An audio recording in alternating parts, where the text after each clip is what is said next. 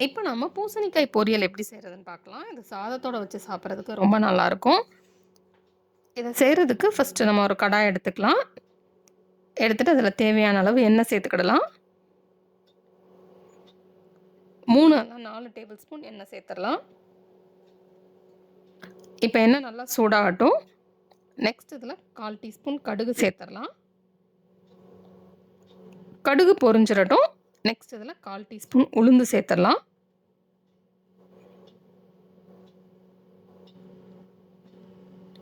உளுந்து பொரிஞ்சதுக்கப்புறம் இதில் 1/4 டீஸ்பூன் சீரகம் சேர்த்துடலாம்.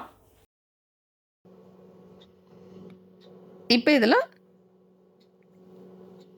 2 இல்லைனா 3 சிகப்பு வத்தல் சேர்த்துடலாம். உங்களுக்கு எவ்வளோ காரம் தேவையோ நீங்கள் அதுக்கேற்ற மாதிரி சேர்த்துக்கோங்க.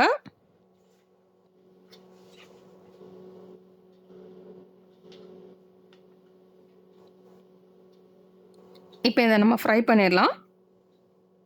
நெக்ஸ்ட் இதில் கொஞ்சமாக கருவேப்பிலை சேர்த்துடலாம்.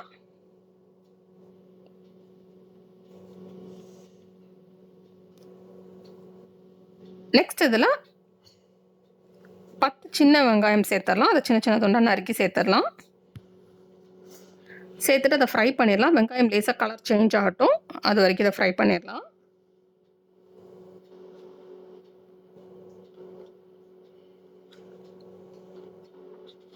வெங்காயம் லேசாக கலர் சேஞ்ச் ஆனதுக்கப்புறம் இதில் நம்ம துருவி வச்சுருக்கிற பரங்கிக்காய் சேர்த்துடலாம்.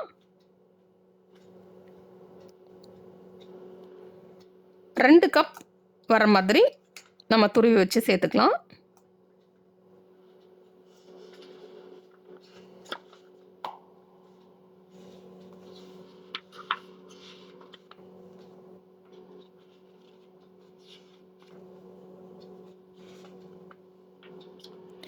சேர்த்துட்டு இந்த பரங்கிக்காய் குக் ஆகட்டும்.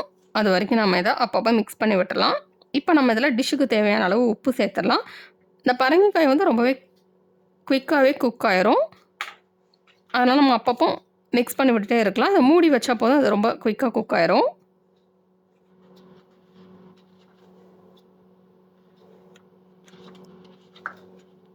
இப்போ டிஷ்ஷுக்கு தேவையான அளவு உப்பு சேர்த்தாச்சு.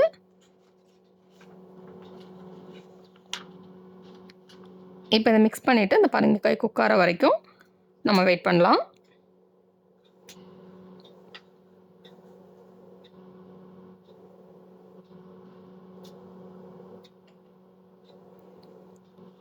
இப்போ இது நல்லா குக் ஆயிடுச்சு.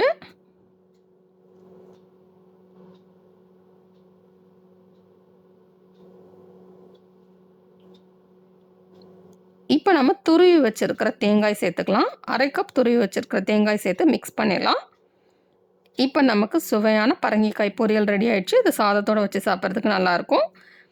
இந்த ரெசிபி நீங்கள் வீட்டில் ட்ரை பண்ணி பாருங்கள். இந்த ரெசிபி உங்களுக்கு பிடிச்சிருந்தா லைக் பட்டன் கிளிக் பண்ணுங்கள். உங்கள் ஃப்ரெண்ட்ஸோட இந்த வீடியோவை ஷேர் பண்ணுங்கள். மறக்காமல் இந்த சேனலுக்கு சப்ஸ்கிரைப் பண்ணிவிட்டு பக்கத்தில் இருக்கிற பெல் ஐக்கானை ப்ரெஸ் பண்ணிக்கோங்க. அப்போ தான் இனிமேல் போடுற வீடியோஸ் எல்லாமே உங்களுக்கு உடனுக்குடன் கிடைக்கும். அதேமாதிரி மிஸ் பண்ணாமல் இன்ஸ்டண்ட்டாக பார்க்க முடியும். இந்த ரெசிபி ட்ரை பண்ணிவிட்டு எப்படி வந்திருக்கு அப்படின்றது கீழே உள்ள கமெண்ட்ஸ் பாக்ஸில் மறக்காமல் சொல்லுங்கள். தொடர்ந்து இந்த சேனலோட இணைந்திருங்கள் புதிய புதிய ரெசிபிகளுக்காக.